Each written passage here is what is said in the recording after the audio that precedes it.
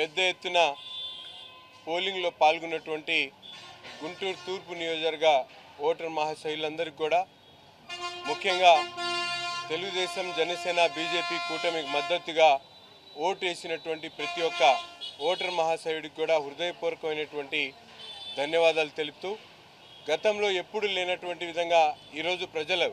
స్వచ్ఛందంగా ముందుకొచ్చి ఎంత ఎండ ఉన్నా కూడా వేడిని సైతం లెక్క చేయకుండా పెద్ద ఎత్తున మహిళలు యువకులు అలాగే వృద్ధులు కూడా బారులు తీరి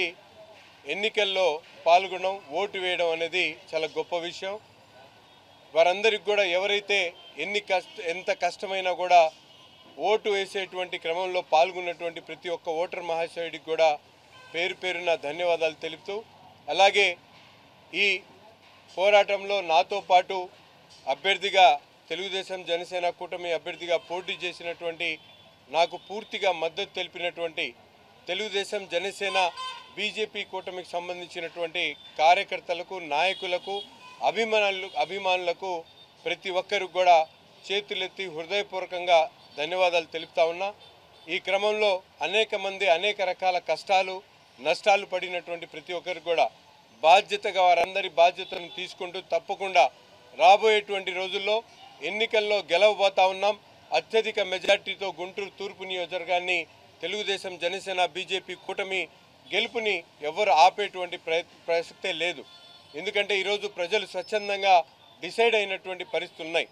రాష్ట్రం మొత్తం కూడా ఈరోజు కూటమి గాలి వీస్తున్నటువంటి పరిస్థితులు ఉన్నాయి. ఎందుకంటే అభివృద్ధిని దాదాపు 5 సంవత్సరాలు అటకెక్కించినటువంటి వైసీపీ ప్రభుత్వాన్ని బుద్ధి చెప్పాలని ఈ రాష్ట్ర భవిష్యత్తును కాపాడగలిగినటువంటి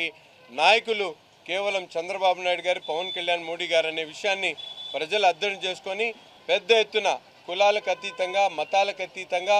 ప్రాంతాలకు అతీతంగా ముందుకొచ్చి ఈరోజు కూటమికి మద్దతుగా ఓట్లేసినటువంటి పరిస్థితులు ఉన్నాయి. అయినా వైసీపీ నాయకులు ఈరోజు చూస్తూ ఉన్నాం, టీవీల్లో చూస్తూ ఉంటే ఎక్కడికక్కడ ప్రజల మీద దాడులు, ఎవరైతే వైసీపీకి అగెయిన్స్ట్గా తెలుగుదేశం కూటమికి మద్దతుగా ఓట్లేశారో అటువంటి వారి మీద దాడులు చేయడం, ముఖ్యంగా గుంటూరు తూర్పు నియోజకవర్గంలో ఎప్పుడు లేనటువంటి విధంగా వైసీపీ నాయకులు ఓటమి అంగీకరించలేక అనేక రకాల దాష్టికాలకు పాల్పడినటువంటి పరిస్థితులు. ఆటో నగర్లో ఎప్పుడు లేనటువంటి విధంగా ఆటో నగర్ వ్యాపారస్తులు ముందుకొచ్చి తెలుగుదేశం పార్టీ అభ్యర్థిగా ఉన్నటువంటి నాకు మద్దతు తెలిపారనే ఆలోచనతో వారి షాపుల్ని కాల్చివేసేటువంటి ఘటన దగ్గర నుండి అలాగే డిఎస్ నగర్ ప్రాంతంలో మా కార్యకర్తలు దొంగోట్లేస్తున్నటువంటి వాళ్ళని ఆపినందుకు వారి చెయ్యిని ఇరగొట్టినటువంటి అంశం కానీ అనేక బూతుల్లో దొంగోట్లేసేటువంటి క్రమంలో పోలీసులకు చెప్పి వాళ్ళని నిరోధించినటువంటి అంశాలు కానీ అలాగే శాసనసభ్యుడు ముస్తఫా గారు విచ్చలవిడిగా పోలింగ్ తేదీన ఓటు వేసేటువంటి వాళ్ళందరికీ కూడా డబ్బులు ఇచ్చేటువంటి కార్యక్రమాన్ని చేయడం, ఇవన్నీ చూస్తూ ఉంటే ఓటమి భయం పట్టుకొని ముస్తఫా గారి కుటుంబ సభ్యులు యావత్తు కూడా పోలింగ్ బూతులను ఆక్రమించుకునేటువంటి కార్యక్రమాన్ని చేసేటువంటి పరిస్థితులుంటే దాన్ని మా కార్యకర్తలు ఎక్కడికక్కడ అడ్డుకొని నిన్న జరిగినటువంటి పోలింగ్లో పూర్తిగా